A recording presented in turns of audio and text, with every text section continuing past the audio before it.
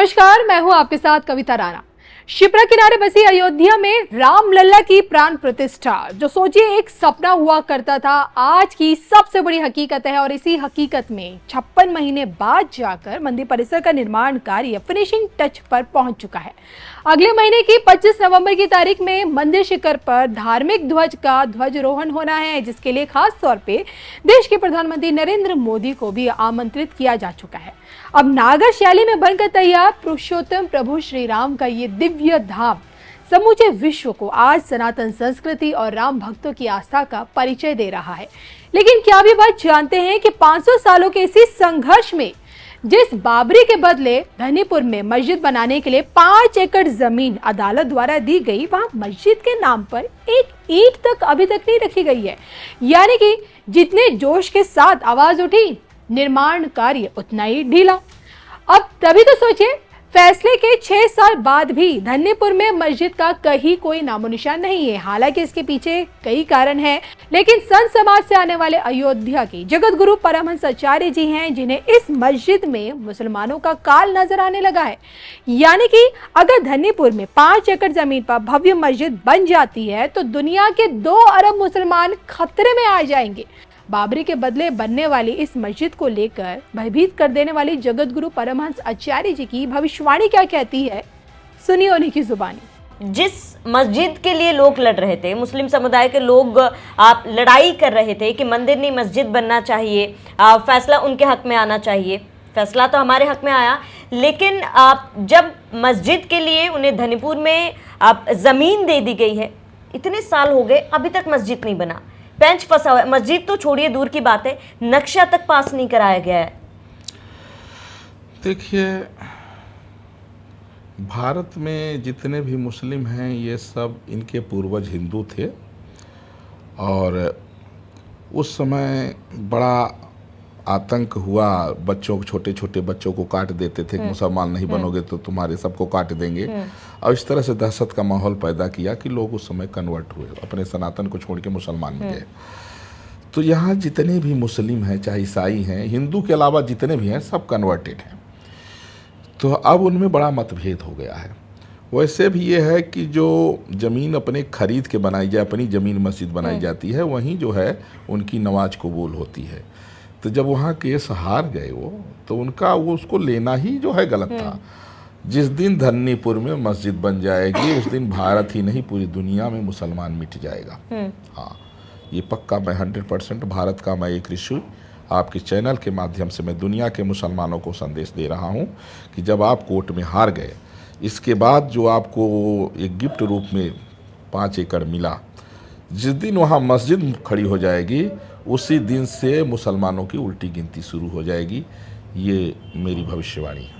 लेकिन महाराज जी, ऐसा क्यों कह रहे हैं आप?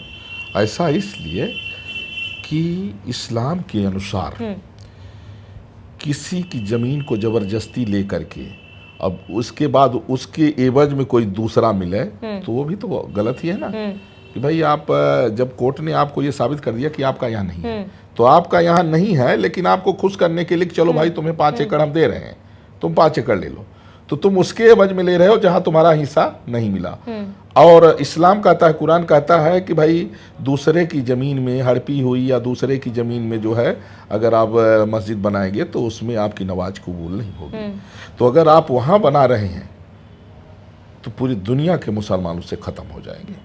ये मेरी भविष्यवाणी गलत है ना, उनके हिसाब से गलत है। हाँ, उनके कुरान के हिसाब से गलत है। इसलिए मैं भविष्यवाणी कर रहा हूँ कि जिस दिन धन्नीपुर में मस्जिद बनी और नमाज पढ़ना शुरू हुआ, उसी दिन से मुसलमानों की उल्टी गिनती दुनिया में शुरू हो जाएगी। लेकिन महाराज जी, आप योगी सरकार ने ही, सरकार की तरफ से ही उन्हें ज़मीन दी गई है वहाँ पर मंदिर बनाने के लिए, लेकिन उनके तरफ से नक्शे का पालन नहीं किया जा रहा है, गलत नक्शा बनाया जा रहा है। कुछ मुसलमान कह रहे हैं वहाँ पर म्यूज़ियम बना दिया जाए, कुछ कह रहे हैं अस्पताल बना दिया जाए, कुछ मुसलमान कह रहे हैं कि म्यूज़ियम अस्पताल के लिए हम पैसा चंदा जो है वो नहीं देंगे। यह आपसी मतभेद है, तो क्या मुसलमानों में एकता अब खत्म हो रही है? देखिए, अन्याय जो होता है ना, जो दूसरे के लिए गड्ढा खोदता है वो खुद गड्ढे में गिरता है।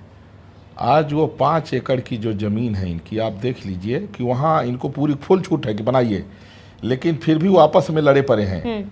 मतलब ये है कि उन्होंने जो है जो गड्ढा खोदा था जो सनातन युग परेशान करने का, आज उसका दुष्परिणाम वो भोग रहे हैं।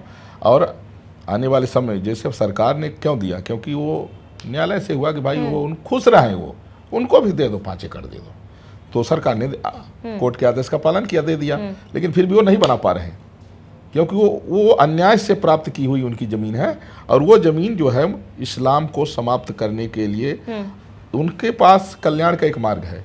अगर वो अपने खुदा को खुश करना चाहते हैं, अपने अगर वो नबी को खुश करना चाहते हैं, तो वो राम जन्मभूमि ट्रस्ट को दान कर दें कि ये ज़मीन हमारा हक नहीं है, इस पर भगवान के नाम से ही कुछ पार्क वार्क बना दिए, तो इससे ज़रूर है कि उनको लाभ होगा, बहुत बड़ा लाभ होगा।